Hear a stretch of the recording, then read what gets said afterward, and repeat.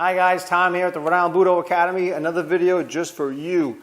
I would like to start out by saying thank you so much for all your support that everyone's been giving us. It's keeping us alive, it's keeping the dojo open, and it's keeping the arts alive, and that's what's important. The videos that I try and make for all you folks out there, I try and have them, or at least the public videos, I try and have them apply to just about any sword art that you practice. Regardless of what style you're practicing of Iaido, I'm hoping that our videos help you. Because what's important is we practice martial arts for self-improvement. And in the long run, that's supposed to improve everyone. And in the long run, again, it's supposed to make the world a happier place to live. And that's why these arts are very, very important. No one really walks around with these weapons anymore in public, hopefully. But the lessons you learn here in the dojo are certainly applicable to going outside and trying to help others and help yourselves at the same time in these self-preserving arts. They're wonderful. I love them all. And thank you again, guys, for all your support. So, about my accent, I love the comments about my accent. I grew up in Rhode Island, and us Rhode Islanders are proud to say that we are in between Boston and New York. And we have our own little accent. It's a little different. Whenever I travel, folks ask me, are you from New York? And I'll say, no, I'm not from that freaking place. Or people say, are you from Boston? No, I don't want to live in Boston. I like it here in Rhode Island. So that's kind of where I come from for you folks that have been asking me. So, speed. How fast can you draw your sword? Can you draw it wicked fast? We don't really care how fast you draw your sword. What we care about is good timing. Timing's different than speed. Timing is being there when you're supposed to be there. Speed is getting there quickly. You're not going to get there quickly unless you practice a wicked lot. So what we care about is how you're performing your timing. Because everyone knows, any martial arts teacher will tell you that going wicked fast hides mistakes. If you fly through your waza, you're not going to know what you did wrong, and half of us teachers won't know either because you just did it way too fast. So how do we solve that problem? There's a concept in a lot of traditional martial arts, especially in sword arts, called Jo-Ha-Kyu. For a beginner, it means slow, medium, and fast. Its origin in Japan go as far back as the No theater. Its other meanings mean it's something rising to a climax. Something is going to explode, or something's going to happen. Like a drama film, it's building and building and building, and here's what happens. Well, we practice our sword arts pretty similar to that with our movements. Okay? That doesn't mean we do a big dramatic display of what we're doing, but inside we are.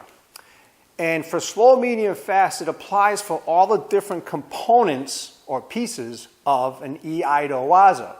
For instance, as we all know, or most of us should know, that an Iaido waza consists of different parts.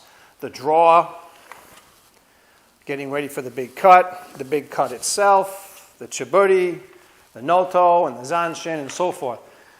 So what we do is we apply Jo-Ha-Kyu to all these little components of the waza. And what this does is this helps you develop speed, good timing, and good technique, rather than one day saying, I think I'm going to speed this up and try and go fast. Doesn't work that way. You're never going to do it properly. So I'll do a standing version of Mai.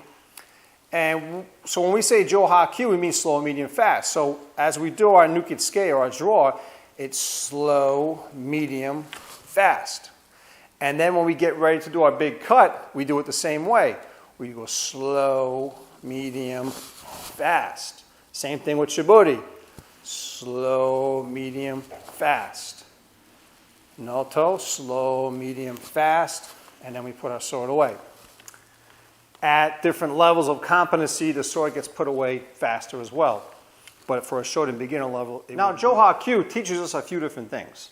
Okay, for instance, for an initial draw, the Jo-Ha-Kyu movement, the slow movement helps me determine whether or not I should maybe even draw my sword or not. Suppose there's someone standing near me and they're facing me, I'm not really sure of their intentions, and if I just pull up my sword quick and cut them, well, maybe I shouldn't have done that. Maybe that wasn't their intention, was to draw on me. I just changed my life and hit that person's family's life, or maybe I'm not going to succeed and I'm going to get defeated, all because I jumped the gun. Jo-Ha-Kyu helps us prevent jumping the gun. even in a conversation. Joha Kyu can be applied to everyday life. The more you practice this art, the more you're going to understand that, okay? So again, I'm drawing my sword, and then the person in front of me backs out, and then I decide to bring it back. So during that Jo of the Joha Kyu, I preserve my life and the person in front of me. So another lesson that Joha Kyu teaches us is when we're vulnerable physically during our Iaido Waza, and I'll show you what I mean. So after our initial cut here, I'm getting the sword ready to do the big Kiryu-Roshi. And if I do Joha Kyu like I'm supposed to, I'm still having my sword in front of me here. I'm still protected. But as soon as this sword goes way up in the air to do the cut, I'm wide open. That's when I better do my Kyu part or my quick part. And even at Shiburi, okay? Sword goes up. I can still cut this person that's in front of me. But here, I'm wide open. I've relinquished my sword for a split second. And that's when I do the Kyu part of Joha Kyu.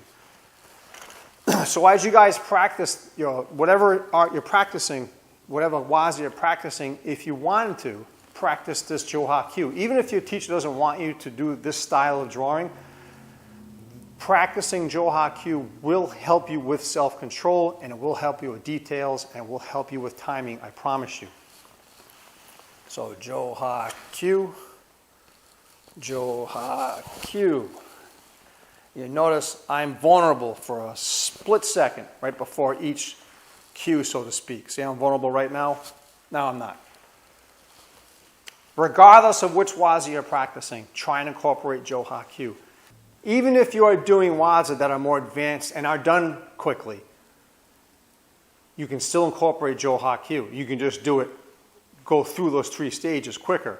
But if you practice doing it slower now, you'll be much more proficient at it when you're more of an advanced practitioner. I hope this helps, guys. I thank you all for your help, all for your support, and we'll talk to you soon.